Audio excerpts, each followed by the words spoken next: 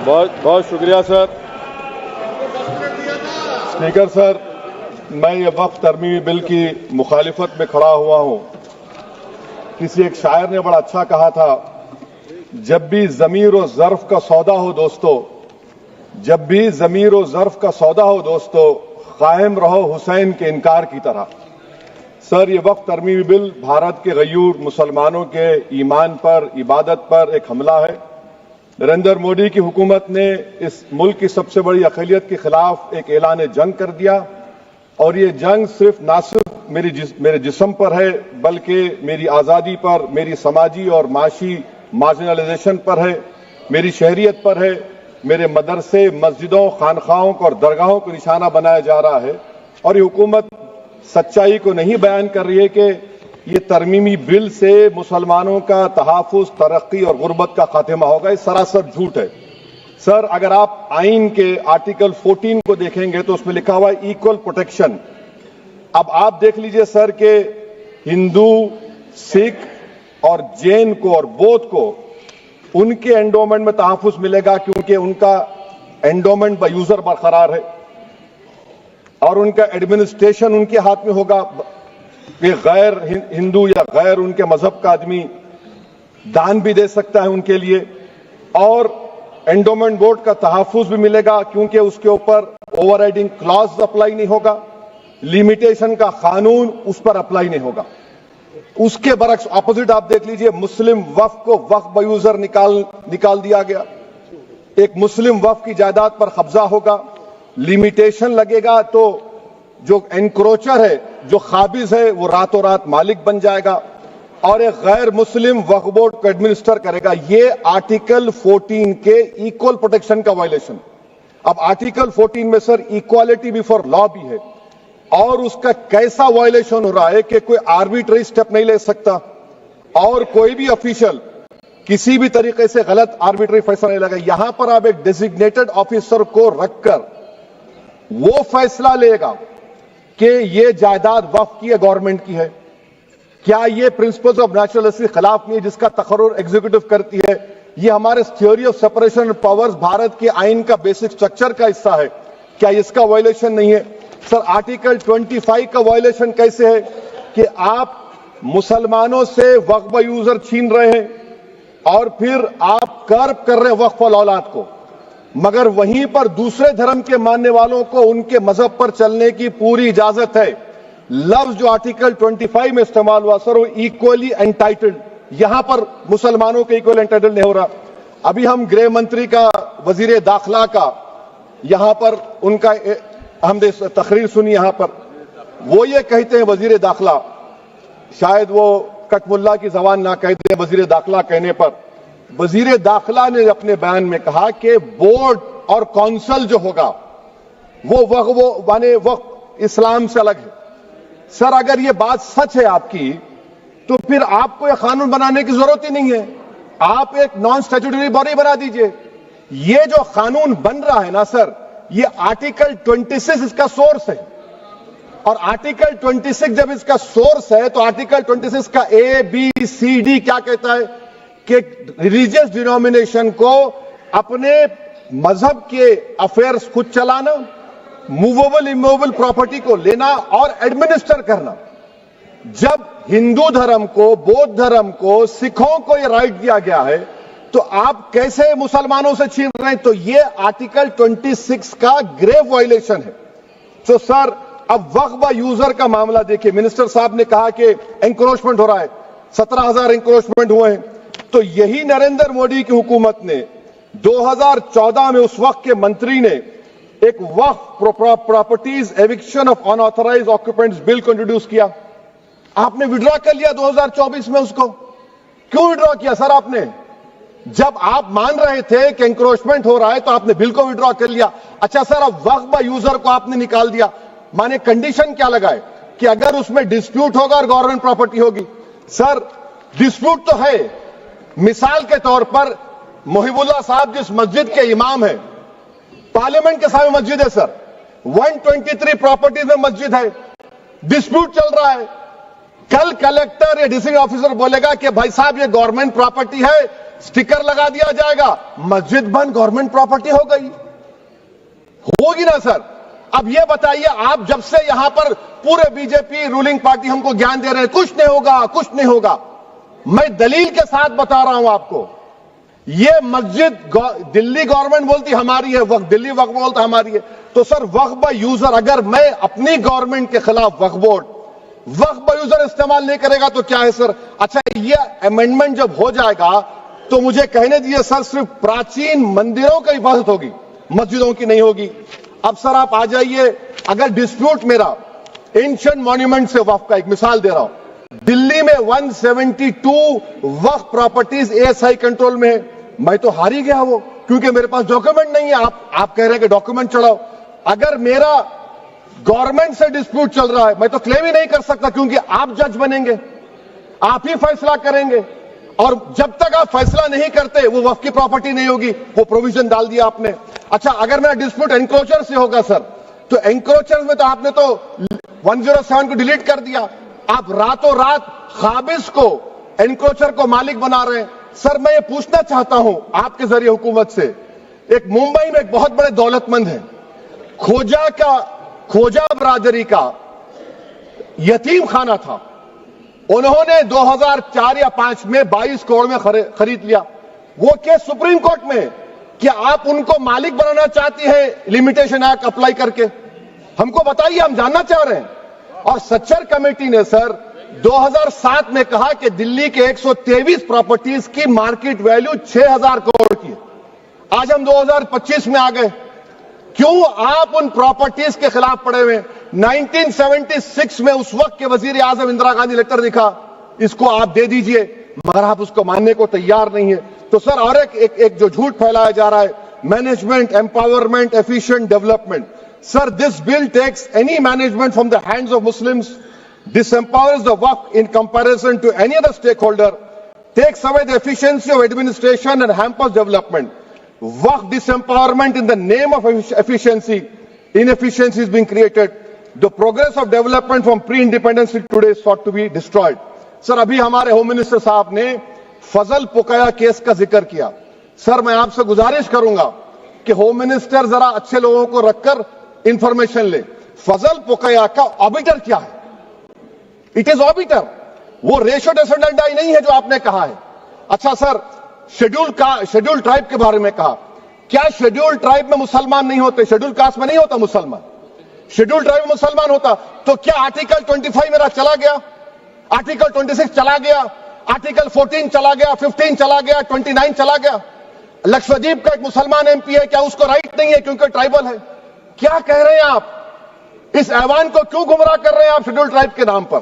Sir और एक चीज जो आपको बता रहा हूं सर, अब आप जब आर्टिकल 26 से मेरा सोर्स है, तो आप सेंट्रल वक्फ काउंसिल में 22 में से 11 आप नॉन मुस्लिम को बना सकते हैं, रिलीजन न्यूट्रल आपने कह दिया, और आप बनाएंगे, क्यों बनाएंगे आप? स्टेट वक्फ बोर्ड में 7 नॉन मुस्लिम होंगे और 4 मुसलमान, क्यों होंगे?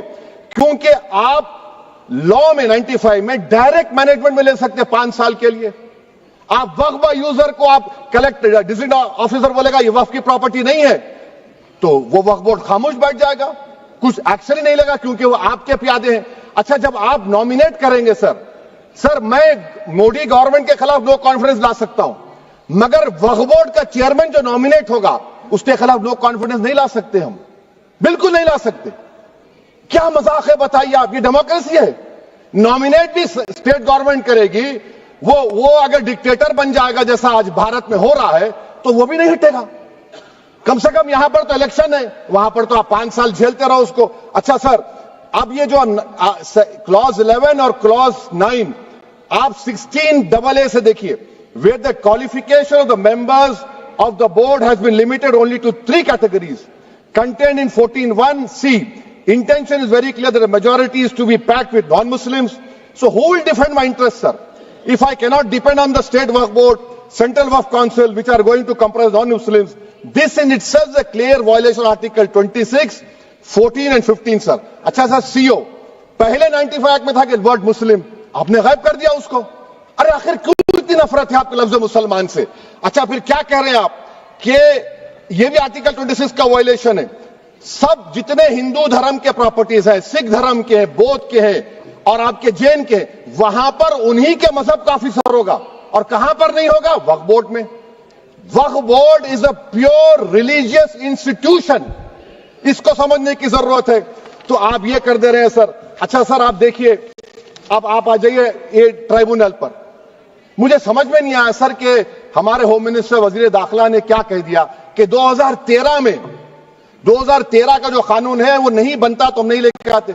मैं बड़े अदब के साथ उनसे पूछना चाह रहा हूं कि क्या उस वक्त राजनाथ सिंह साहब, अडवाणी साहब, हमारी लेट सुषमा स्वराज, ये बड़े बड़े नेता यहां बैठे थे? आपने यूनानिमस उस कानून को पास करवा दिया। कीर्ति आजाद थे उस वक्त, अब यहां बैठे हैं वो टीएमसी में। तो क्या आप गलत थे या वो गलत थे? हमको बता दीजिए, आप बता दीजिए। क्योंकि अगर अडवाणी आपके लिए बहुत बड़ा नेता है, मेरे लिए नहीं हो सकते, आपके लिए आपने पद्मश्री दिया उनको। मोहतरमा सुषमा स्वराज की जबरदस्त तकारीर का मैं कायल हूं। वो बैठकर उस 2013 को यूनानिमस पास कर दिए। मुझे कंफ्यूजन है कि क्या अमित शाह, नरेंद्र मोदी बड़े हैं या अडवाणी बड़े हैं? आपके लिए आप तय कर लीजिए। अच्छा सर, आपके tribunal sir, railway Clements tribunal, NGT tribunal, income tax, वैसे 14-15 ट्राइब्यूनल, हिंदू एंडोमेंट का ट्राइब्यूनल, सबका अपील नहीं होती, रिव्यू होता है। गृह मंत्री सरकार कह रही है कि नहीं, रोक दिए, रोक लगा। कैसे रोक लगाते हैं? रिव्यू और अपील में तो फर्क होता है ना सर। आप ही कह रहे हैं कि पूरे कोर्ट्स में बैकलॉग है और आप अपील कर रहे हैं। अच्छा सर, रिटायर्ड डिस्ट्रिक्ट जज 95 में सिटिंग डिस्ट्रिक्ट जज था, जो एडमिनिस्ट्रेटिव कंट्रोल था सीजीआई साहब, उसको निकाल दिए। अच्छा सर, अब आप अभी हमारे मंत्री साहब ने कहा trust, sir Shri Sai Baba trust 2004, वो ये कहता है जो ऑफिसर उसमें काम करता है उसको साई बाबा का डिवोटी होने चाहिए और उसको डिक्लेरेशन लिख के देना पड़ेगा।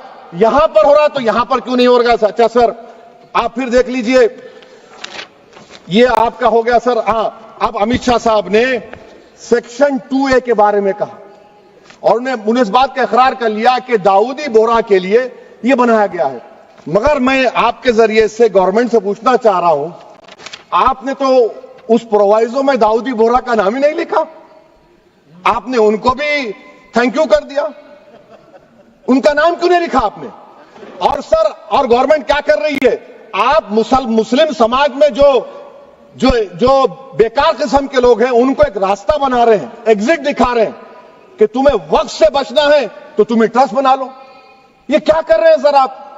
कम से कम उन दाऊदी बोहरा को आप दे देते। अच्छा sir, clause 3V section 36 clause 18 देख लीजिए। Oral Waqf, oral appointment has sought to be discontinued even though it is recognized practice in Islam. Muslim personal law has recognized oral waqf and 1937 Shariat Application Act. Sir आप clause 39 पर आ जाइए। 5 साल के लिए मुसलमान, मैं किरण रिजिजू से पूछना चाहता हूं सर, दाढ़ी रखे तो मुसलमान प्रैक्टिसिंग है या क्लीन शेव आपकी तरह है? तो बताइए हमको, प्रैक्टिसिंग क्या होगा? अच्छा, किसी को पकड़ के मॉब लिंच कर दिया और बोले कि जेएसआर का नारा लगाया, और वो जेएसआर का नारा लगाया तो क्या मुसलमान रहेगा? नहीं रहेगा। या फिर देश के प्रधानमंत्री ने कहा था कपड़े देखकर पहचानो, तो क्या कपड़े देखकर आप कह देंगे? अच्छा, अगर कोई क्रिश्चियन हिंदू धर्म कबूल करता है तो क्या वो मंदिर को नहीं दे सकता प्रॉपर्टी? फिर भारत के संविधान में आर्टिकल 300 क्यों है सर? राइट टू इक्वालिटी क्यों है? फ्रीडम ऑफ रिलीजन क्यों है? 5 साल कहां से लाएंगे? अच्छा सर, और एक चीज सर, और एक चीज मैं आपको बोल के खत्म कर दूंगा सर। इस बिल में वक्फ औलाद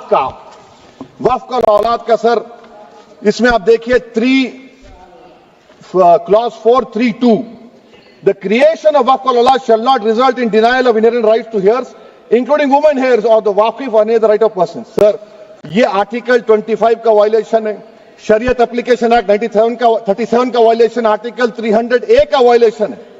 अच्छा, हिंदू धर्म में सेल्फ एक्वायर्ड प्रॉपर्टी को एक हिंदू, अब उसके फर्ज के 2 बच्चे हैं, वो एक को अपनी पूरी दौलत दे सकता है, कोई रोक टोक नहीं है।